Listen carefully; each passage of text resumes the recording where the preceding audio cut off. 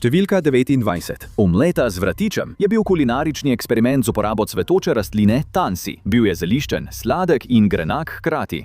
Danes na nobenem jedilniku ne boste našli omlet z vratičem. Džet so večinoma jedli okoli velike noči v srednjem veku, vsebovala pa je strupena eterična olja, ki so lahko povzročila poškodbe živčnega sistema in jeter. Sreča v nesreči je bila, da so bile te omlete redke, zato so se jedci izognili resnejšim poškodbam. Takrat je bilo treba vse pripraviti nekoliko drugače, tudi meso. Številka 28. Meso v srednjem veku ni bilo lahko dobiti, zato si moral, če si ga dobil, izkoristiti prav vsak košček. Ena izmed najbolj priljubljenih metod za shranjevanje ostankov je bila saus, običajno iz svinjine.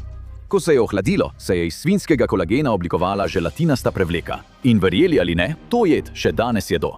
Saus je nenavadna jed, ki običajno vsebuje koščke jezika, ušes in maščobe, poleg mesa. Danes ji pogosto pravijo tlačenka in je okus, na katerega se je treba navaditi.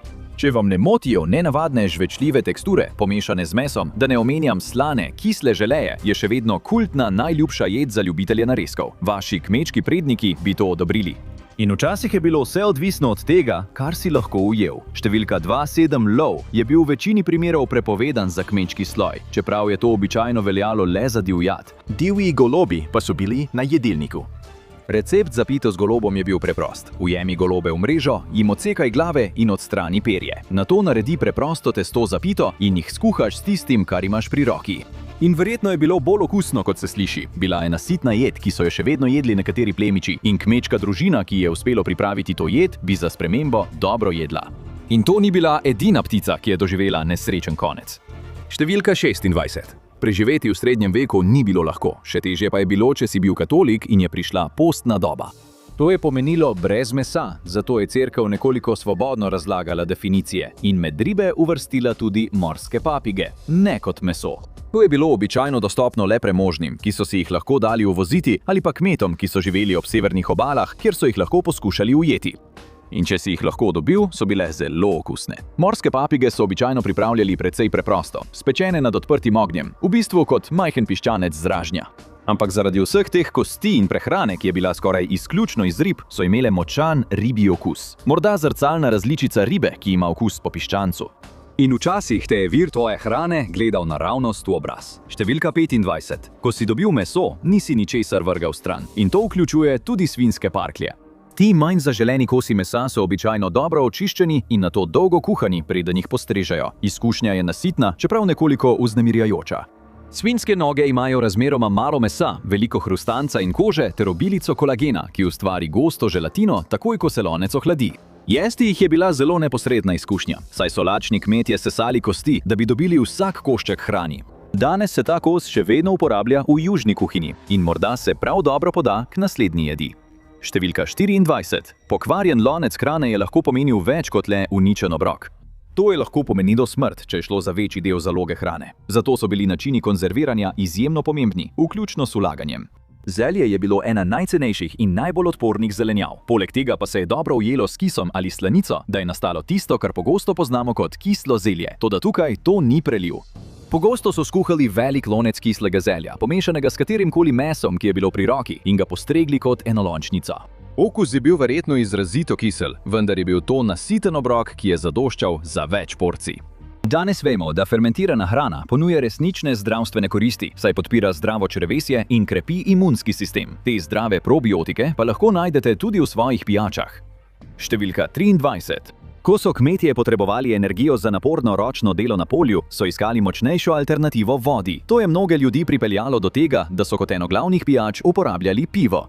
Takrat so pivo varili z zelišči in napolnili z ostanki žit, zaradi česar je bila ta temna tekočina presenetljivo bogata s hranili. Sliši se odlično, razen ene stvari. Pivo takrat je bilo za vse. Otrokom so pogosto zjutraj postregli vrček piva. Pivo je imelo malo alkohola in otroci so se ga navadili. Ta tradicionalni stil piva ni utonil v pozabo, njegovi sodobni potomci vključujejo Guinness. In tvoj naslednji obrok je pogosto odvisen od tega, kaj si lahko nabral v naravi. Številka 22. Želodi.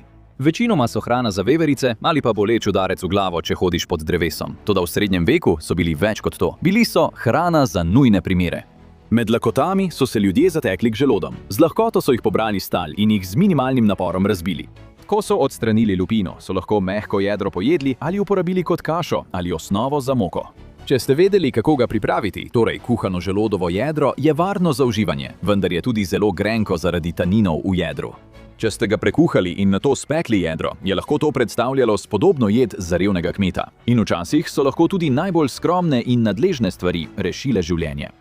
Številka 21. Zaradi pomankanja sveže zelenjave in tega, da mnoge ikonične, kot sta krompir in paradižnik, sploh niso bile na voljo, so bile pleveli, kot sta regrat in zvezdica, neprecenljiv vir vlaknin. In če jih pravilno pripraviš, morda sploh ne boš opazil, kaj ješ. Celotna rastlina regrata, razen stebla, je užitna, čeprav je zelo grenka.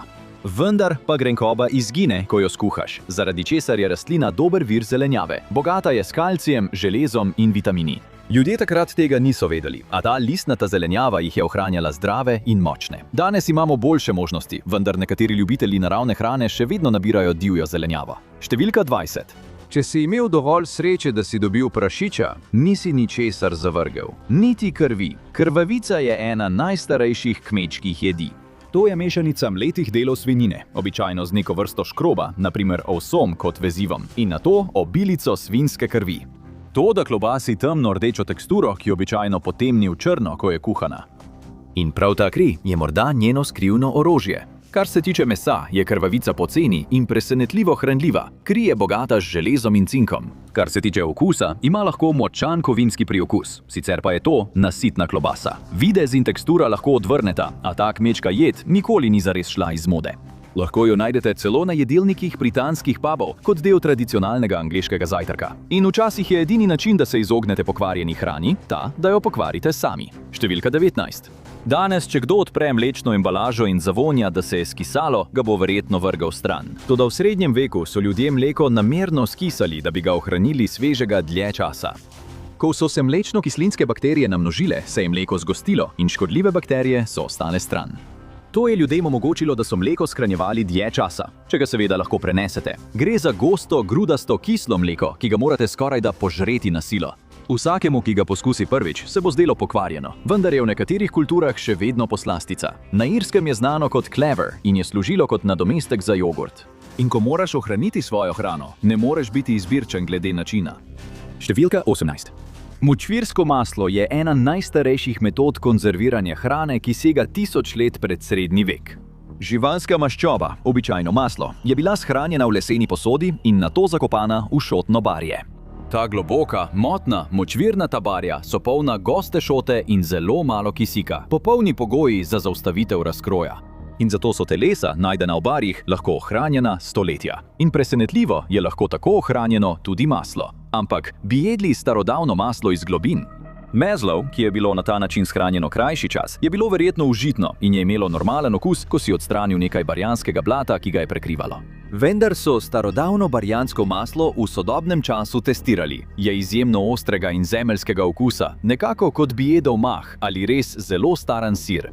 Seveda, če poskusiš 1000 let staro maslo, zaupaš starodavni varnosti hrane. Seveda so včasih ljudje šli ven na posladek, kolikor pač je bil. Številka 17. Najboljši način, da si v srednjem veku prišel do mesne jedi, je bila pogosto radodarnost tvojega delodajalca, vendar verjetno nisi dobil najboljših kosov. Ko je plemič uplenil jelena, so njegovi služabniki ali lovci iz nižjega sloja pogosto dobili organe kot priboljšek. Te so spekli v jed, imenovano umbel pita, slano pito, narejeno v celoti iz jelenovih drobovin. In za tiste čase je bila to prava, redka poslastica. Ljudje takrat niso mogli biti preveč izbirčni.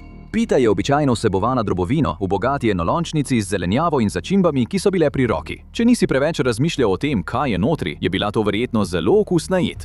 Britanci, znani po svojem prefinjenem okusu, še danes jedo njenega naslednika, pito z rezkom in ledvicami. In to ni bil edini primer, ko so iz drobovin naredili gurmansko hrano. Številka 16. Bi jedli smeti? Kljub imenu je bila to enolončnica iz ostankov piščanca, glav, nog, jeter in želočkov v začinjeni juhi. Dodali so koščke kruha, da so vpili sokove in povečali obrok. Nato so vse skupaj počasi kuhali, dokler skoraj ni bilo mogoče prepoznati, kaj je notri. To je bil verjetno eden najbolj okusnih obrokov, ki si jih je srednjeveški kmet lahko privoščil. Počasno kuhanje je omogočilo, da je bilo s piščančjih nog veliko lažje odstraniti vso meso in kožo. A obstajal je en dodatek, ki bi lahko odvrnil sodobnega jedca. Piščančje glave so dodali cele.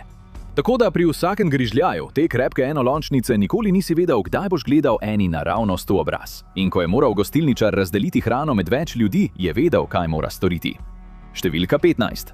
V gostilne je nenehno prihajala množica utrujenih popotnikov, zato je bilo koristno imeti lonec enolončnice ves čas na štedilniku. In res mislimo, ves čas. Večna enolončnica, znana tudi kot lovska enolončnica, je običajno narejena iz mesa in zelenjave, ter nikoli ni povsem prazna. Ko so jo postregli, so jo po potrebi dopolnili s tekočino, mesom in zelenjavo. In vedno so jo ohranjali vročo, da se ne bi pokvarila. Vsaka porcija je bila drugačna. Zgoraj je lahko izgledala običajno, spodaj pa je bila lahko bolj podobna mesno-zelenjavni brozgi. V vsakem primeru so bili okusi presenetljivo podobni. Sčasoma je zaradi edinstvenega načina, kako se vse skupaj premeša, ta enolončnica pridobila veliko oboževalcev. Nekatere sodobne restauracije jo celo poustvarjajo kot praznovanje zgodovinske kulinarike. A pazite, kaj pijete. Ne boste verjeli, kaj vse lahko dodajajo. Številka 14. Kokošje pivo je v bistvu točno to, kar si predstavljate. Bila je preprosta, a precej zaskrbljujoča pijača. Skuhate običajno pivo in ga nato dodate v vrečo, napolnjeno z delno kuhano, očiščeno kokošjo. Dodali so tudi nekaj sadja in začimb. To je sladki pijači dodalo hranilne snovi iz kokoši in ustvarilo bolj hranljivo pivo. Toda kakšen je bil okus? Od vseh stvari na tem seznamu je ta verjetno najbolj oddaljena od vsega, kar pijemo danes. Kljub temu bi sladke note in pivo verjetno preglasile mesnat okus kokoši. In bodimo iskreni, po nekaj pijačah je res pomembno, kaj sploh piješ. In včasih ni pomembno, kaj je dobro, ampak kaj lahko ujameš. Številka 13. Lov ni bil v srednjem veku široko dovoljen za kmete, a se je vseeno dogajal. Lovljenje majhnih živali in njihova priprava je bil eden najučinkovitejših načinov, da si v prehrano dodal nekaj beljakovin. Ena najlažjih za ulov so bile žabe. In to je nekaj, kar si morda celo že poskusil. Žabje krake običajno najdemo v francoskih restauracijah, a takrat so jih verjetno preprosto nabodli na palico in spekli nad odprtim ognjem. Noge so še vedno nudile najboljše meso, a tudi koščeno telo je imelo nekaj ostankov, ki si jih lahko odtrgal ali uporabil za juho. In tako kot danes, so verjetno imele okus nekoliko po piščancu. In verjetno so bile bolj čiste kot naslednja jed. Številka 12. Podgane niso le škodljivci, so prava kuga. Danes nas skrbijo bolezni, ki jih prenašajo, a v srednjem veku so se jih ljudje bali iz preprostejšega razloga, ker so jim kradle ali uničevale hrano. Zato je bilo njihovo lovljenje zelo pomembno, vendar bi bilo potrebno veliko, da bi kmetje pomislili, da bi jih jedli. To je bilo le za res obupne primere, za hudo lakoto med vojaškimi obleganji ali kugami. Kakšen je bil okus? Za razliko od žab, danes ne boste videli veliko ljudi, ki bi jedli podgane. Tako da je za najboljšo referenco najbolje pogledati televizijsko oddajo Survivor, kjer so lačni tekmovalci ujeli in pojedli divjo bornejško podgano. Opisali so jo kot kostnato, z okusom po divjačini in ne prav dobro. Ampak ko stradaš, je to boljše kot nič. Toda kako lačen bi moral biti, da bi to poskusil? Številka 11. Sladkor, ki ga običajno pridobivamo iz sladkornega trsa in pese, v srednjem veku ni bil močno pridelovan, zato je bil najpogostejši vir sladila med. Imel je veliko pozitivnih lastnosti. Med, če je pravilno shranjen, se redko pokvari, toda obstaja ena velika slabost. Pridobivati so ga morali iz čebeljih panjev, kar je srednjeveške čebelarje izpostavljalo nevarnosti pikov. Torej, po vsem tem delu je sploh presenetljivo, da so si vzeli še malo zase. Obstajajo poročila, da so čebelarji jedli kose satja naravnost iz panja. Nekateri ljubitelji naravne hrane ga še danes uživajo. Okus ima po voskasti snovi, polni medu, včasih pa se pojavi tudi presenečenje. Ličinka čebele ali dve sta morda še vedno notri, le malo dodatnih beljakovin. Če pa jeste to naslednjo posnastico, verjetno ni ničesar drugega v bližini. Številka 10. Kobilice so ene najbolj strašljivih živali na svetu. En sam roj lahko popolnoma opustoši polja in uniči celotno zalogo hrane v regiji. Ko pridelkov ni več in grozi lakota, ni presenetljivo, da se ljudje sčasoma zatečejo k temu, da pojedo te žuželke. Običajno jih popečejo, zaradi česar ima hrustljava zunanjost oreškast okus, mehka notranjost pa teksturo, ki nekoliko spominja na kozice. Običajno jih naberejo v velikih količinah in skuhajo v loncu, zato je, kot bi jedel žuželčjo pokovko. In ker so običajno vegetarijanci, so verjetno čistejša izbira kot druge žuželke. Seveda, če lahko prezrete njihove drobne oči, ki vas gledajo. Ko pa gre za nujne zaloge hrane, ni veliko bolj ogabnih stvari od tega. Številka 9. Polži so postali eno najbolj presenetljivih virov hrane za kmete v srednjem veku. Nekateri menihi so celo imeli polžje vrtove, kjer so vzgajali te polže za hrano. Najprej so morali odstraniti večino sluzi, nato pa so tekočino celo popili. Bolj sluzasti lazarji pa so bili prava obupna rezerva hrane, ki so jo jedli le, ko je bilo skoraj nemogoče najti kaj drugega za jesti. Pečeni ali kuhani polži postanejo bolj žvečljive teksture, ko jih vzamemo iz njihove hišice, vendar sami po sebi običajno nimajo veliko okusa, zato jih danes običajno postrežejo prelite z zelišči in maslom. Kar se tiče lazarjev, jih skoraj nikoli ne jedo. Nobene od teh živali ne bi smeli nikoli jesti surovih, saj lahko prenašajo smrtonosne parazite. A naslednja žival ni le težka za pripravo. Številka 8. Skoraj vsak mali sesalec je bil v srednjem veku primeren za lov. Ježi pa so predstavljali nekaj posebnih izzivov. Za pripravo so bodičaste živali potopili v vročo vodo, da so jih prisilili, da se odvijajo iz obrambnega klobčiča. Ko so se odvili, so jih razrezali, očistili in spekli. Nekaj ljudi, ki je danes jedlo meso ježa, ga opisuje kot blagega okusa, bolj podobnega zajčjemu ali svinjskemu mesu. Toda za večino ljudi verjetno ni vredno truda. In to ni edina hrana, ki lahko tudi opeče. Številka 7. Lakota ljudi prisili, da poskusijo nenavadne stvari, kar je morda edini razlog, da bi kdo poskusil rastlino prekrito z drobnimi pekočimi vlakni. Kopriva je pogost plevel, ki ga je težko odstraniti, vendar kuhanje listov razgradi pekoče kemikalije in nevtralizira drobne dlačice, ki jih ubrizgajo, zaradi česar je varna za uživanje. Podobno kot špinača je bila nepogrešljiv vir hranil iz listnate zelenjave in so jo pogosto uporabljali v juhah in enolončnicah. Danes pa so ljudje zanjo našli drugačno uporabo. V Združenem kraljestvu so se tekmovalni jedci pomerili, kdo lahko poje več teh bolečih rastlin. Lakota vodi v obupana dejanja in nikoli ne veš, kaj boš našel v svoji hrani. Številka 6. Niti kruh ni bil varen v srednjem veku. Bil je osnovna hrana za kmete, vendar le ko je bila moka lahko dostopna. Ko ni bila, so morali peki najti način, da so preživeli, in to je pomenilo, da so uporabili vse, kar so imeli pri roki. Čeprav je bilo dodajanje nehranilnih snovi v kruh prepovedano z zakonom, po zakonu A Size of Bread and Ale iz leta 1266, naj bi nekateri peki še vedno raztegovali svoje zaloge moke. Testo so mešali s polnili, ki so bila tehnično užitna in verjetno niso povzročala škode. Najpogostejše sestavine so bili mleti fižol, leča in včasih celo žagovina. Kakšen okus bi imel tak ponarejen kruh? V nekaterih primerih preprosto kot slab kruh. Toda tveganje nastane, ko se nekaj ne razgradi povsem pravilno. Kost drevesnega lubja, kepa gline ali oster košček kosti lahko sproži nujen primer dušenja med sicer sproščenim obrokom. Drobljiv, groznega okusa kruh bi lahko povzročil tudi hude želodčne težave. Zato so pekarji, ki so zaobšli pravila, lahko doživeli resno javno kazen. Ampak hej, vsaj lahko bi ga kombinirali z okusnim sadjem, kaj ne? Številka 5. To je nekaj, kar lahko dejansko poskusiš tudi sam. Divje jabolke rastejo skoraj povsod in jih je mogoče zlahka nabrati za hiter prigrizek. Videti so kot jabolka, vendar po okusu zagotovo niso taka. En ugriz bo verjetno dovolj, saj so izjemno kisla in imajo grenak priokus. Toda v srednjem veku so našli rešitev. Divja jabolka so bila takrat pomemben sadni pridelek, sadeže pa so pogosto dušili in sladkali z medom. Tudi takrat jih niso radi jedli surovih, vendar je bilo lahko dostopno sadje odlično za pripravo omake. Uporabljali so jih tudi kot osnovo za jabolčnik, da so pripravili tisti ključni del srednjeveške prehrane – alkoholne pijače, a vsaj večina jedi te ne gleda nazaj. Številka 4. Tako kot so morali ljudje loviti manjše živali, če so želeli meso, so se morali zadovoljiti tudi s tistim, kar so lahko ujeli iz reke. Ena najpogostejših ulovov za kmete so bile jegulje, ki so bile v vodi pogoste škodljivke. Jegulje imajo veliko kosti, zato ob kuhanju ustvarijo želatinasto teksturo v juhi. Dolgo, vitko ribo so lahko pojedli skoraj celo, saj so se manjše kosti in hrustanec med kuhanjem razgradili. In verjeli ali ne, jed je priljubljena še danes. Prvotno so bile jegulje v želeju zgolj naključen stranski produkt kuhanja, a sčasoma se je jed razvila. Kuhardži so začeli pripravljati okusno ribjo osnovo, začinjeno z muškatnim oreščkom in limoninim sokom, nato pa so jegulje narezali na koščke, da so se ti strdili v želeju. V 18. stoletju so bile restauracije z jeguljami in krompirjevim pirejem ene najbolj priljubljenih v Londonu. Tudi kmečka hrana ima svoj trenutek slave. Ta nepričakovana jed je izkoristila klasično pravno luknjo. Številka 3. Bobri so pogosto lovljeni zaradi svojega kožuha, vendar so imeli v srednjem veku še en namen. Ti podvodni sesalci so bili še ena žival, ki so jo radodarni duhovniki v času posta razglasili za nekaj, kar ni meso, da bi se izognili stradanju, in njihovi rempi so postali presenetljiva poslastica. Pojesti ga je bila zagotovo nenavadna izkušnja.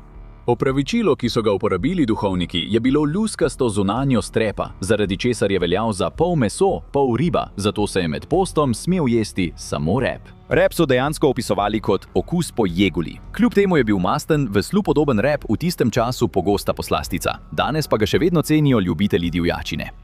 Ohranjanje je bilo takrat na prvem mestu, a ta jed bi lahko preizkusila še tako močan želodec.